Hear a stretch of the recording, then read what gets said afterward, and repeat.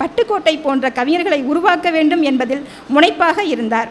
ஒரு எழுத்தாளனுக்கு கலாபூர்வமான பொறுப்புணர்வு இருக்க வேண்டும், அதே அளவிற்கு சமுதாய பொறுப்புணர்வும் இருக்க வேண்டும் என்பதை கலையழகும் சமுதாய அக்கறையும் வேண்டும் என்பதை தொடர்ந்து வலியுறுத்துகிறார். மானுட வாழ்வின் அடிப்படை நெறிமுறைகளை புறக்கணிக்க முடியாது. சமுதாயத்திற்கு ஒரு படைப்பாளி ஒரு முன்னோடி மானுடனாக இருக்க வேண்டும் என்பதே சரி.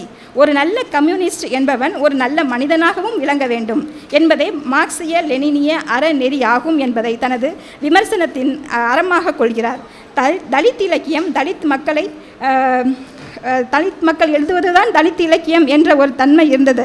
அந்த நிலைமையை அவர் சற்றும் தயங்காமல் விமர்சிக்கிறார். திராவிட இயக்கம் குறித்தும் பேசுகிறார். என்ன செய்ய வேண்டும், திராவிடம் இப்பொழுது என்ன செய்து கொண்டிருக்கிறது, என்ன செய்ய வேண்டும் என்று மிக காத்திரமான ஒரு முன்னுரையை தருகிறார்.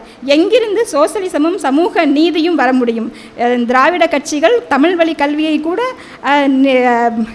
அமல்படுத்த முடியவில்லை என்றால் எங்கிருந்து சோசியலிசம் வரும், சமூக நீதி வரும் என்று கோபம் கொள்கிறார்.